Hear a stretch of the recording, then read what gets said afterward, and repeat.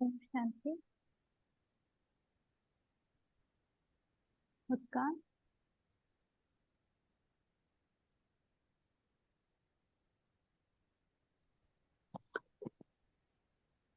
ओम शांति। ओम शांति मुस्कान। जी। अभी आवाज आ रही है सभी को? हम्म। दीदी, हमारी आवाज आप तक आ रही है? हाँ हाँ, आ रही।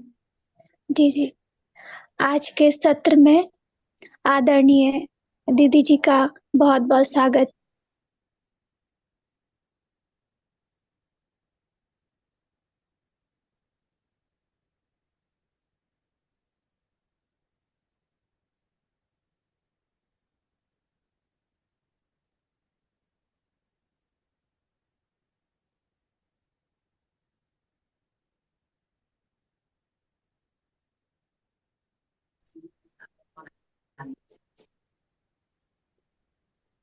जी, हम आगे बढ़ते हैं।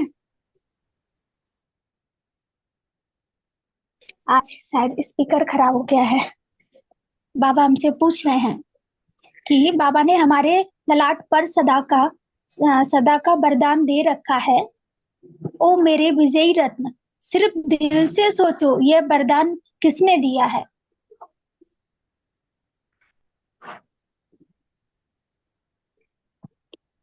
एक बार फिर से बोलो मुस्कान बहन। जी दीदी। बाबा ने हमारे ललाट पर सदा वरदान दे रखा है। ओ मेरे विजयी रत्न, दिल से सोचो, यह वरदान किसने दिया है? बाबा ने कहा, इसमें बाबा ने। जी दीदी जी। हम्म, इसमें बाबा बता रहे हैं कि बाबा ने बोला है कि ललाट पर देखो कि वरदान दिया है। तो ये वरदान स्वयं परम शक्ति ने दिया है, परम पिता परमात्मा शिव ने दिया है। तो बाबा कहना चाहते हैं कि आप याद करो कि जब आप उस परम शक्ति को याद करोगे तो ये वरदान सफल हो जाएगा। ये वरदान के स्वमान में आप अपने को स्थित कर पाओगे। जी जी जी। बाबा आगे कहते हैं, बाबा ने कभी नहीं कहा ओ मेरे हारे रत्न, सदैव कहा विजयी रत्न। हम्म। कभी भी आपने मुरली में या किसी भी किताब में बाबा ने कभी नहीं कहा वो मेरे हारे रत्न, क्योंकि बाबा चाहते हैं कि चाहे वो बच्चा छोटा हो पुरुषार्थ में या बहुत अच्छा पुरुषार्थ कर रहा हो, लेकिन बाबा ने छोटे से छोटे पुरुषार्थी बच्चे की भी हिम्मत बढ़ाई। और बाबा ने कहा कि तुम नहीं भी कर पाओ तो भी तुम विजयी रतन अगर समझोगे तो हर स्थिति को, हर परिस्थिति को आप अपनी स्व स्थिति से पार कर सकोगे। क्योंकि सोचो, अगर भगवान ही कह दे मेरे हारे रतन, तो फिर हम ये स्वमान बैठ अपनी बुद्धि में बिठा के हार ही जाएंगे। लेकिन भगवान कहते हैं, स्वयं वो कहते हैं, तो हम समझते हैं ईश्वर ने कहा मतलब हम जीत जाएंगे। जी दीदी। बाबा ने कहा, सदैव कहा ओ मेरे विजयी बच्चे, हमें भगवान ने कहा मैं आया हूँ तुम्हारे भूतों को भगाने। जब भगवान ने हमारे सिर पर हाथ रखा तो फिर भूत कहाँ से आया? इसमें बाबा कह रहे हैं कि मैंने तुम्हें चुना, ज्ञान दिया, तुम्हें योग सिखाया, तुम्हें अपना परिचय दिया।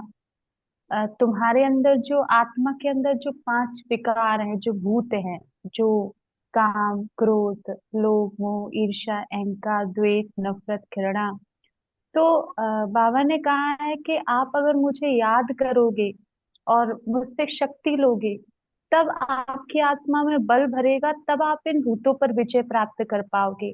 और अगर हम हमेशा महसूस करें कि हम परमात्मा छत्र छाया, हाथ यानी छत्र छाया, अगर हम परमात्मा छत्र छाया में है तो ये भूत हम पर हावी यानी हम पे अटैक ही नहीं कर पाएंगे। मतलब हमारे अंदर से भूत जो आत्मा के अंदर है वो भी हम पर हावी नहीं हो पाएंगे। क्योंकि आत्मा के अंदर से भी क्यों हावी होते हैं? क्योंकि हमारी याद की शक्ति कमजोर होती है, इसीलिए अगर हम उस शक्ति को बढ़ा लें तो हम इन पर सहज विजयी प्राप्त कर सकते हैं। जी दीदी। बाबा ने कहा, जब भगवान ने हमारे सिर पर हाथ रखा है तो भूत कहाँ से आए? भूत है भ्रम। ना भ्रम में रहो, ना भूतों की वशीभूत में रहो। तो बाबा इसमें समझा रहे हैं कि हाथ रखा मतलब हमेशा आपको ये महसूस हो कि हम शिव बाबा की छत्र छाया में हैं। लेकिन ये कब महसूस होगा? जब हम मनन चिंतन अच्छा करेंगे। क्योंकि अगर हम व्यर्थ का सोचेंगे और अगर हमारी स्थिति खराब हो जाएगी सोच सोच के व्यर्थ का, तो हम बाबा की छत्र छाया हाथ की महसूस ही नहीं करेंगे। अब कोई शिव बाबा तो निराकार है, हाथ तो है नहीं ईश्वर का, लेकिन फिर भी वो हाथ के बारे में कह रहा है। इसका मतलब याद रूपी छत्र छाया, जब हम उनको बहुत अच्छे से याद करेंगे तो उनकी छत्र छाया बनी रहेगी। और ये भूत हमें अपने वश में नहीं कर पाएंगे, हम पर हावी नहीं हो पाएंगे ये भूत। नहीं तो देखो, क्रोध हावी हो जाता है, हमें गुस्सा आ जाता है, लोभ का भूत हावी हो जाता है, हम लालच करने लगते हैं, मोह का भूत हावी हो जाता है अगर हम अच्छे से बाबा को याद नहीं करते, अटैचमेंट आ जाता है, ईगो हमारे अंदर आ जाता है, ईर्ष्या द्वेष। तो ये सारे भूत कब भागेंगे? जब हम बाबा को याद करेंगे और मनन चिंतन स्व स्थिति में रहेंगे तब। जी दीदी। बाबा ने कहा, बाबा के लाडले बच्चे, खुद का जज बनकर अपनी स्थिति को स्वीट, लवली और एक रस रखो। हम्म। तो इस लाइन में बाबा ने कहा है कि कई बार बाबा ने मुरलियों में कहा है कि स्वयं स्वयं के टीचर बनो, स्वयं स्वयं के जज बनो। बाबा ने कभी नहीं कहा कि आप दूसरों के जज बनो। लेकिन धीरे धीरे जब हम ज्ञान में आते हैं तो हम पहले तो अपने ऊपर ही ध्यान देते हैं, लेकिन धीरे धीरे हमारा ध्यान दूसरों पे जाने लगता है और हम अपने लिए वकील बन जाते हैं और दूसरों के लिए जज बन जाते हैं। अगर कोई गलती करे हम तुरंत डिसीजन लेते हैं कि ये गलत है। पर बाबा ने कहा तुम स्वयं को देखो, तुम स्वयं की कमजोरियों को, स्वयं के अंदर जो कमी कमजोरी है उसको निकालने के लिए तुम जज बनो। अपने मन के अंदर जजमेंट करो कि अपने विचारों के अंदर जजमेंट करो कि ये गलत है कि सही है, हमें करना चाहिए कि नहीं करना चाहिए। मेरी जगह अगर ब्रह्मा बाबा होते तो फिर क्या करते? ऐसे ऐसे संकल्प करके तो फिर हम आगे अपनी स्थिति एक रस एक्यूरेट बना सकते हैं।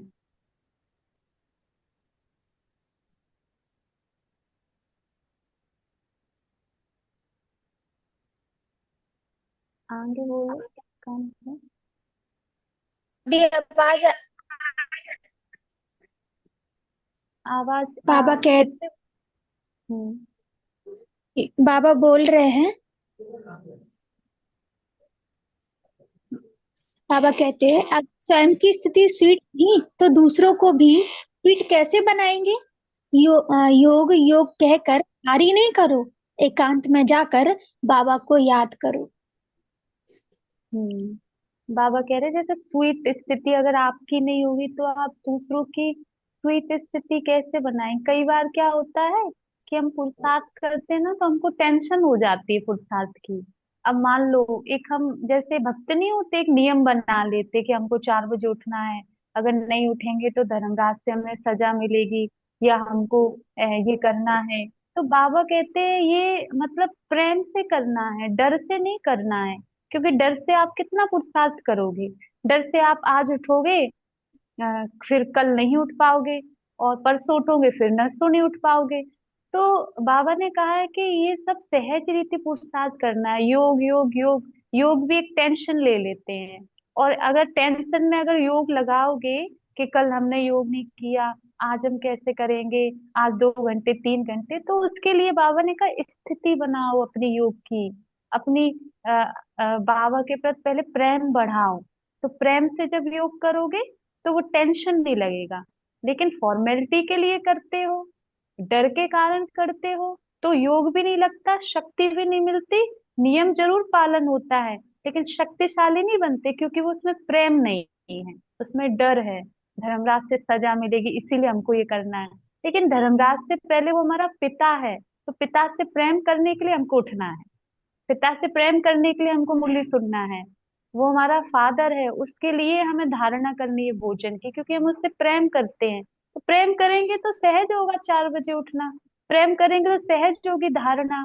और अगर प्रेम नहीं है, डर है, तो फिर आज डर है तो होगी, डर खत्म तो कल नहीं होगा।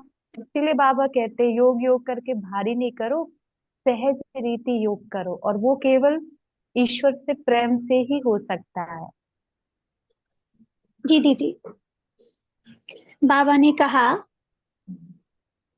देखो दिलाराम ने यह कितनी सुंदर पहाड़ियां ढूंढी हैं, जहां से सारे विश्व में शांति की किरणें जा रही हैं। और एक दिन आएगा जब सारा विश्व बाबा बाबा गाएगा।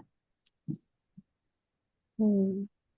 तो इसमें बाबा कह रहा है, सबसे जो जैसे माउंट आबू है तो देखो बाबा ने कितना अच्छा स्थान चुना है।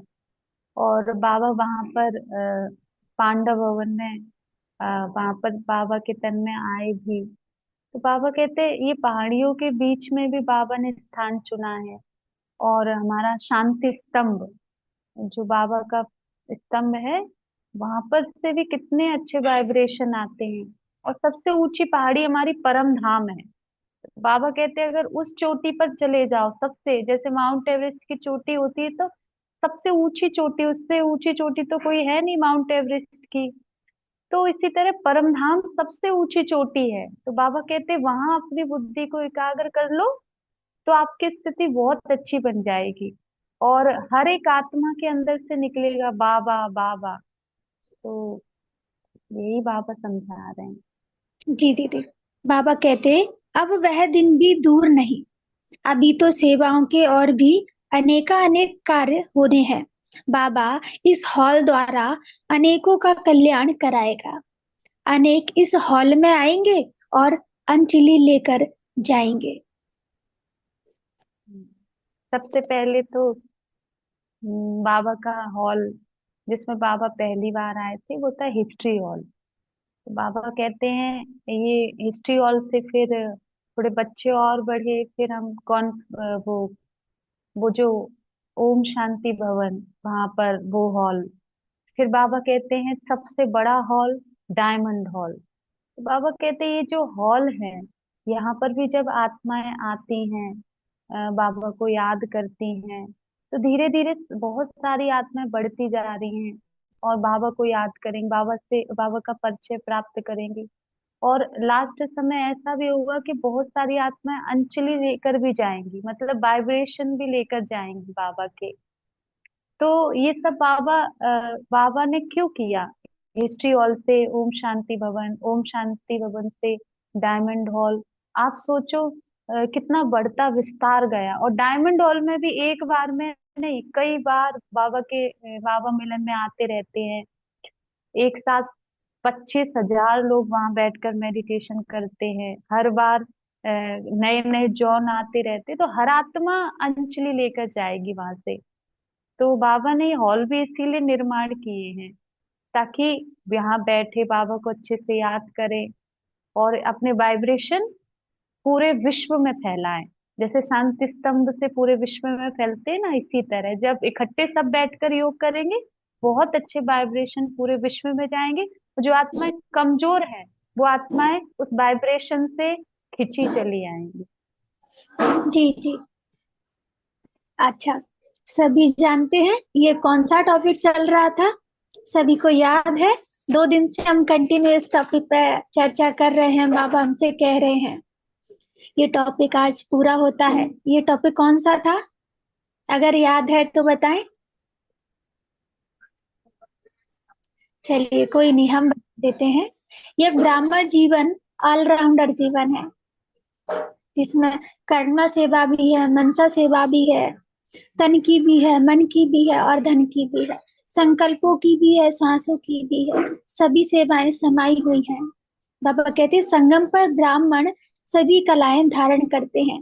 तो ये टाइटल था, और हमने 2 दिन इस पर मनन चिंतन किया।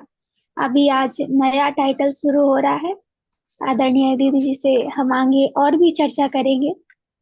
तो आज का टाइटल है ज्ञान योग, ज्ञान और योग बल से अन्य सभी बलों को प्राप्त कर माया जीत जगत जीत बनो।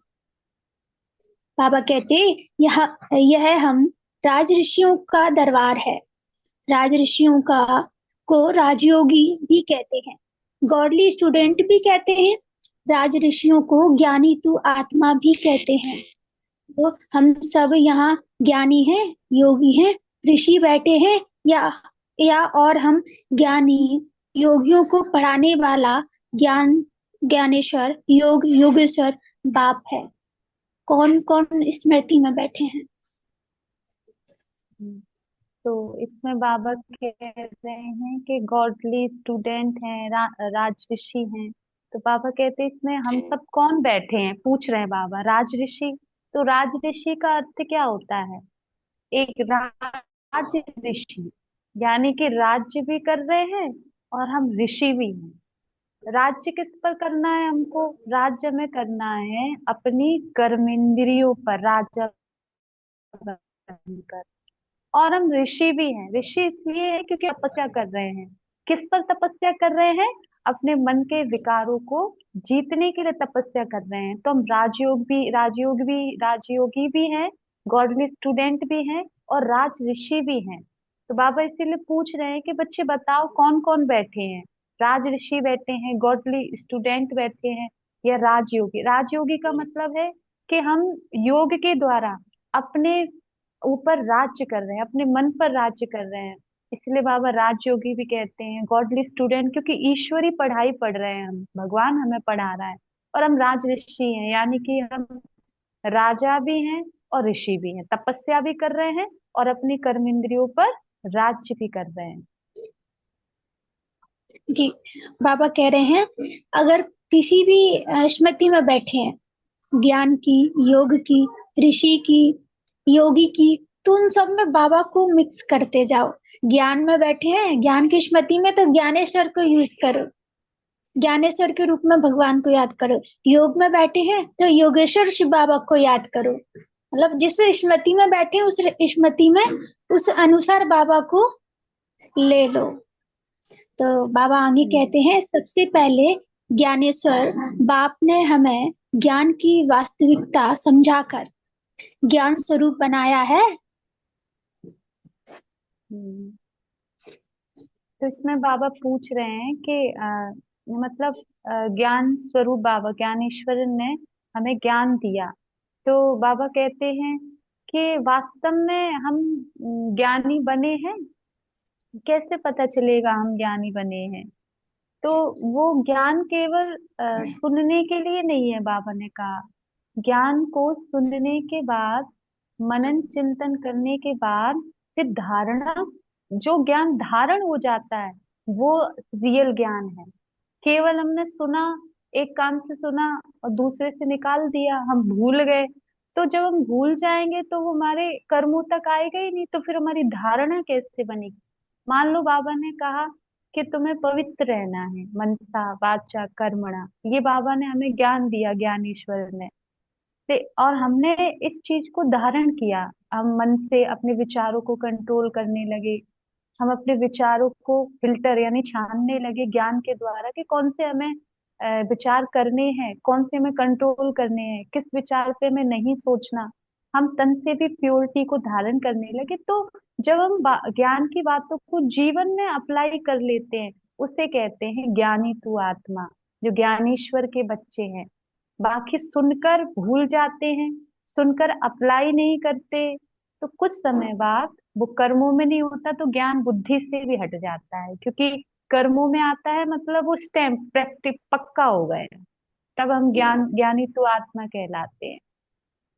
जी दीदी, बाबा ने कहा, तो हम नॉलेजफुल बने, लेकिन उसके आगे यह भी शब्द ऐड है कि हम न्यू नॉलेजफुल हैं। New new. नॉलेजफुल। जी दीदी,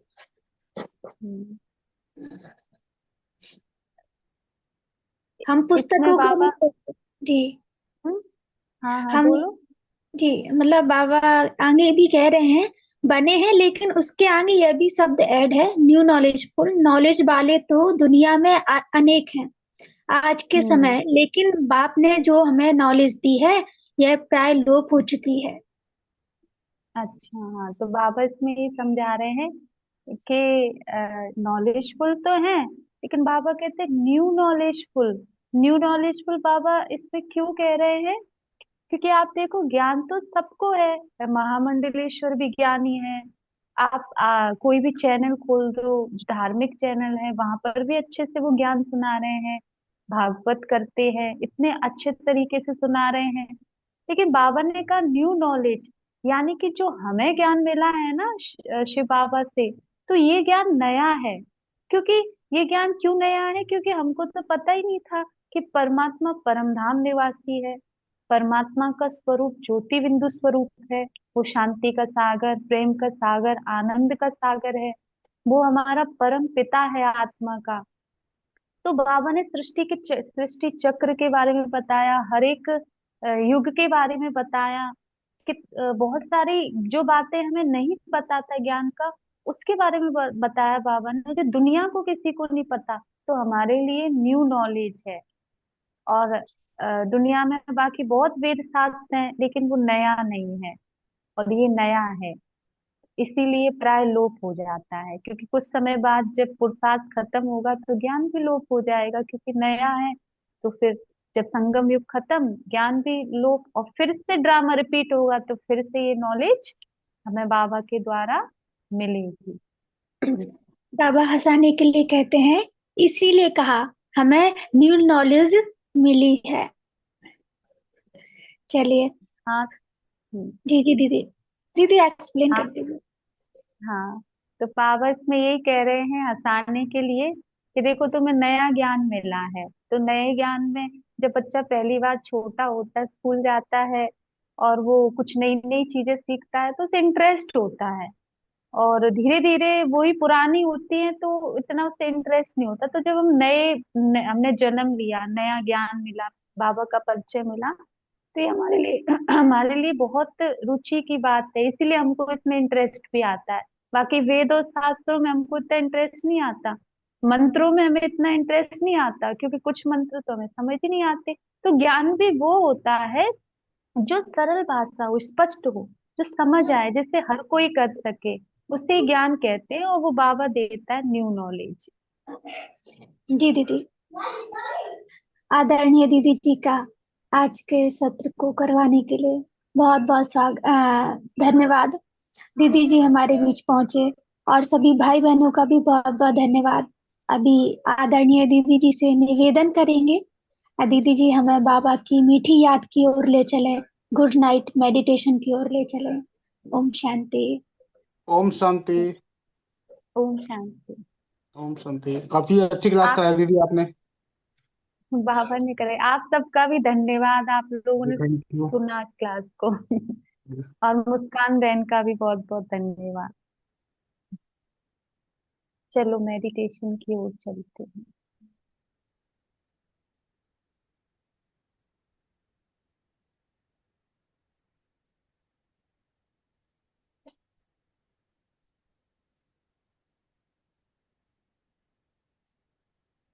चारों ओर से अपने मन और बुद्धि को समेट कर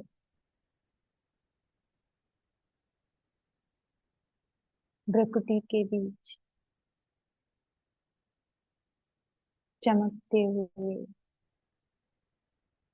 सितारे पर अपना मन एकाग्र करें। मैं इस शरीर को चलाने वाली चैतन्य शक्ति हूँ।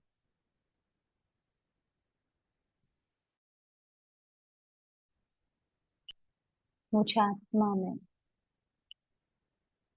अनंत शक्तियां हैं।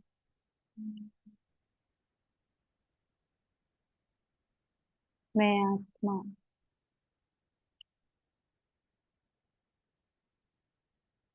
अब एक यात्रा की ओर चलती हूँ। भ्रुकुटी से निकलकर चमकता हुआ सितारा ऊपर की ओर जा रहा है। धीरे धीरे और ऊपर आसमान की ओर मैं चमकता हुआ सितारा धीरे धीरे विश्व ग्लोब को भी पार करते हुए सूर्य चांद तारागणों से भी ऊपर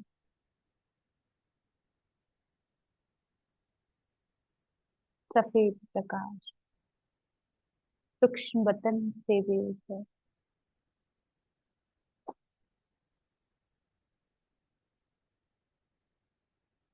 मैं आत्मा आ गई हूँ सुनहरे लाल रंग के प्रकाश में परमधाम में। सामने ज्ञान सूर्य शिव बाबा अपनी अनंत किरणों से मेरा स्वागत कर रहे हैं। बाबा की असीम किरणें मुझ पर बरस रही।